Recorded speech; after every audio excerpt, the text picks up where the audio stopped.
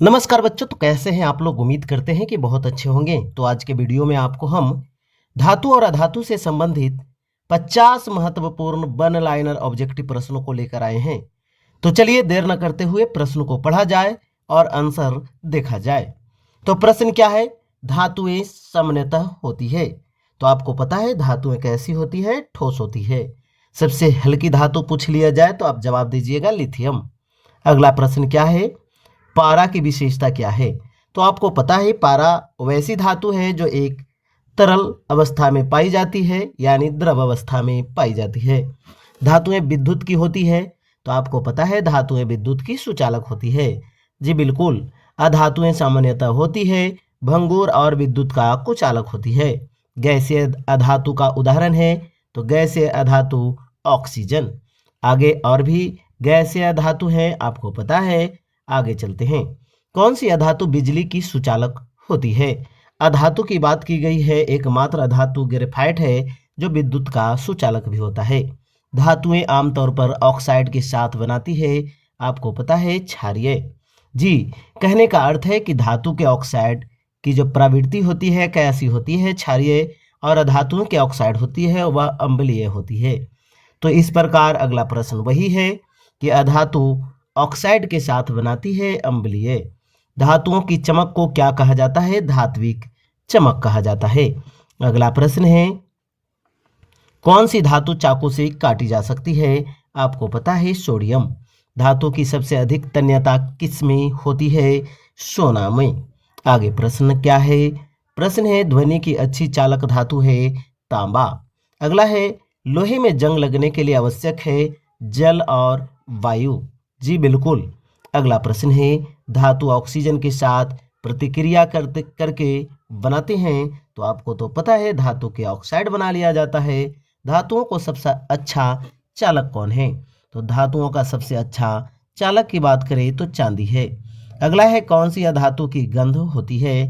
तो आपको पता है क्लोरीन। जी बिल्कुल। धातुएं आमतौर पर किस रंग की होती है?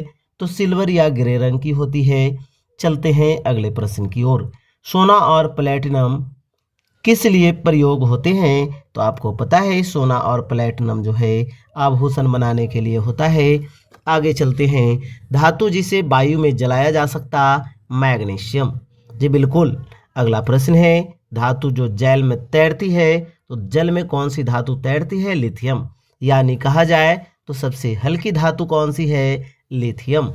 कौन या फिर किस अधातु को वायुरोधी डिब्बे में रखा जाता है? फास्फोरस।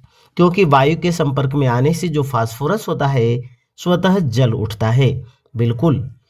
अगला प्रश्न है नमी में कौन सी धातु अत्यधिक प्रतिक्रियाशील होती है? तो पोटेशियम। अगला प्रश्न है कौन सी धातु की ऑक्साइड अम्फोटेरिक होती है? अम्फोटेरिक होती है। तो आपको पता है एल्यूमिनियम। अगला है अधातु जो बिजली का अच्छा चालक है? ग्रेफाइट। अधातु की बात की गई है, धातु की बात करेगा तो आपको पता है चांदी। जी बिल्कुल। आगे चलते हैं। धातु जो दवा के रूप में प्रयुक्त होती है? जी बिल्कुल, जिंक।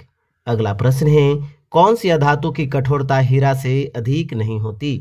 कोई नहीं, यानी हीरा से कठोर कोई भी अधातु नहीं होता।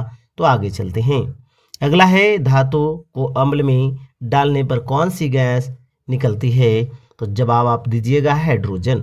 धातु जो रंगीन ज्वाला देती है? तांबा हरी देती है और सोडियम पीली देती है। ध्यान रखिएगा, धातु जो रंगीन ज्वाला देती है तांबा कैसी देती है? हरी। और सोडियम पीली देती है। अगला प्रश्न है कौन सी धातु शरीर में आवश्यक तत्व है? यानी लोहा, और इसे ही आयरन कहा जाता है, जिसका संकेत आपको पता है एफ ही होता है। सोडियम को पानी में डालने से क्या होता है?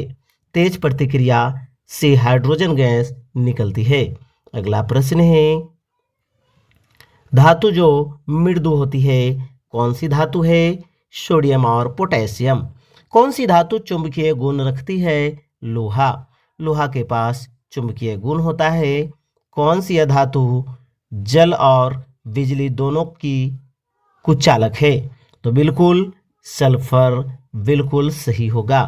अगला है पानी में घुलने पर कौन सी धातु बेसिक घोल बनाती है? तो इसका जवाब हो जाएगा सोडियम। जी, आगे चलते हैं। धातु जो बहुत अधिक पिघलने वाला है, तो टंगस्टन बहुत अधिक पिघलने वाला धातु है। अगला प्रश्न है, धातुओं की घनत्व सामान्यतः होती है, तो धातुओं का जो घनत्व होता है अधिक होता है। अधातु का प्रयोग उर्वरकों में किसके रूप में किया जाता है? आपको पता है नाइट्रोजन के रूप में किया जाता है। अगला है, गैस जो धातु नहीं है लेकिन जलने में सहायक है, तो आपको पता है ऑक्सीजन। सबसे अधिक क्रियाशील धातु कौन सी है? फ्रांसियम, यानी प्राकृतिक रूप में दुर्लभ। अगला प्रश्न है, धातु जो जीवों के लिए विषैली है, तो आप जवाब दीजिएगा सीसा। धातु जो बैटरी में उपयोग होता है, लेड और जिंक। बिल्कुल सही। आगे चलते हैं, अधातु जो कीटाणुनाशक में प्रयोग होता है, तो आपका जवाब होगा सर जी क्लोरीन।